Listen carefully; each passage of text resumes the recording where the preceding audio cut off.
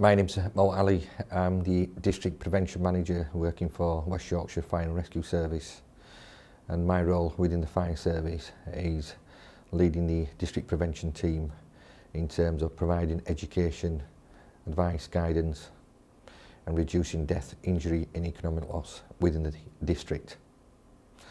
And in terms of the AFSA, my role within the AFSA is the National Chair, and the roles and responsibility in terms of that is leading the National Executive team in terms of inclusivity, inclusion, diversity, and also represent the AFSA at national events. AFSA supports fire and rescue services in various ways.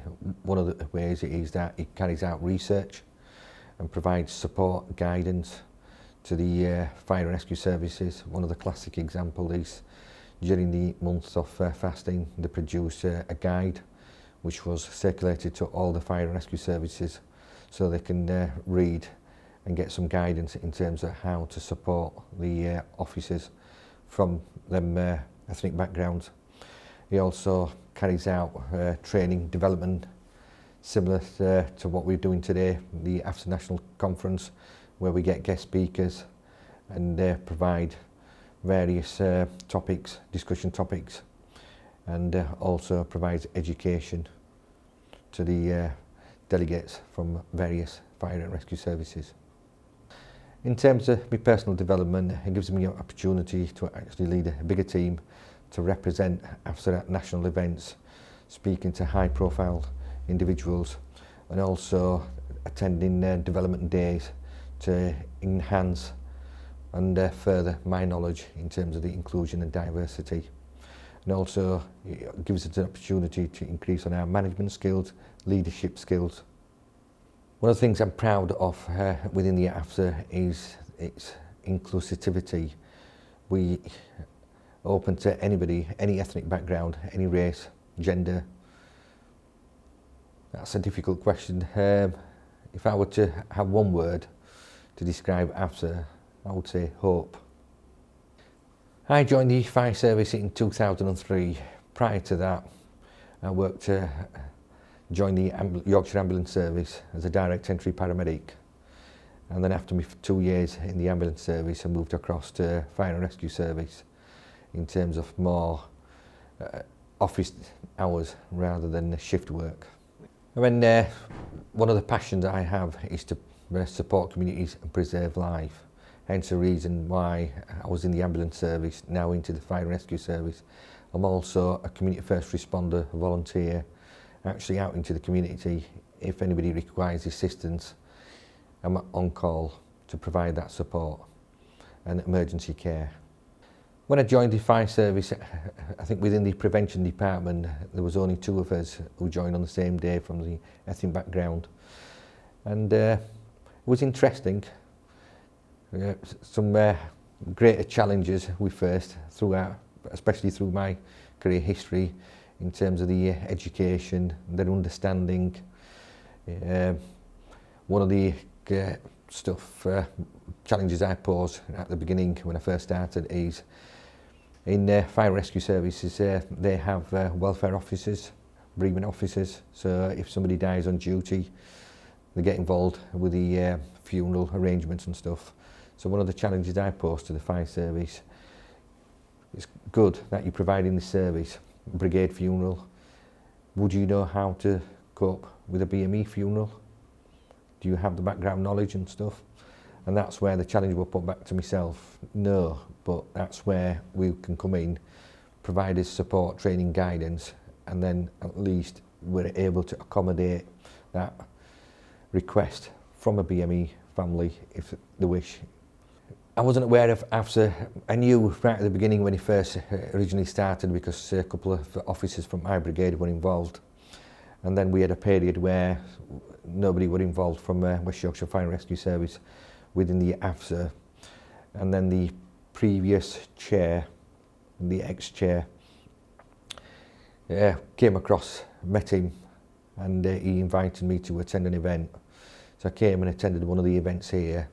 I liked, so, you know, the standard of AFSA, what it was providing, the profile of the speakers, and then I joined AFSA about 4.5 years ago.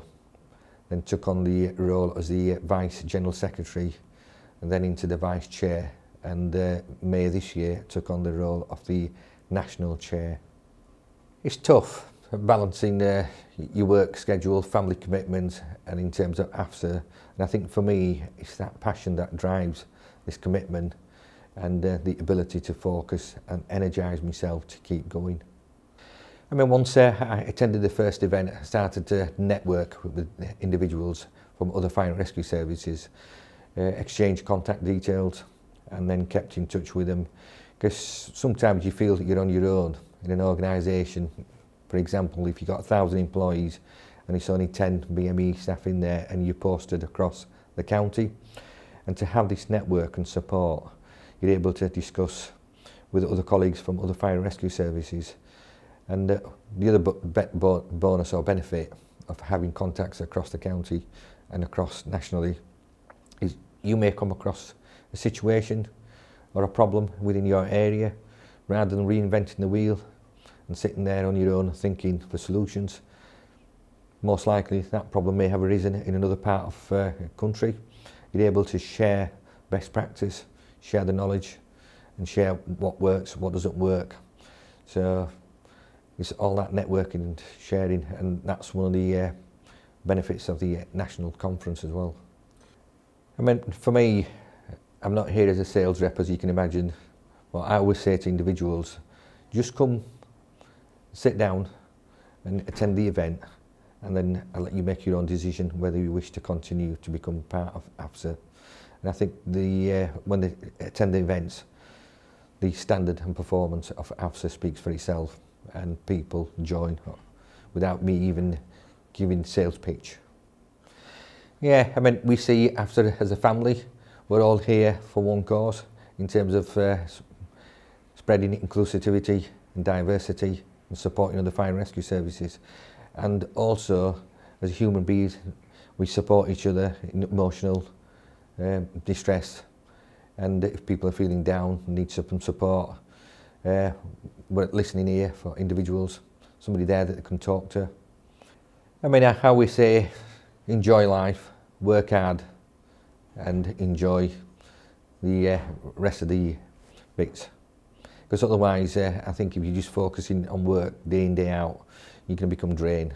So you need time to socialise as well, and to let the guard down and relax a bit as well. Yeah, I mean, it's not all about focus, policies, procedures and stuff. It gives you the time to actually enjoy and relax with other AFSA members, time to discuss, have a general chat, so you're not bound by legalities, principles. So in a sense, you can speak openly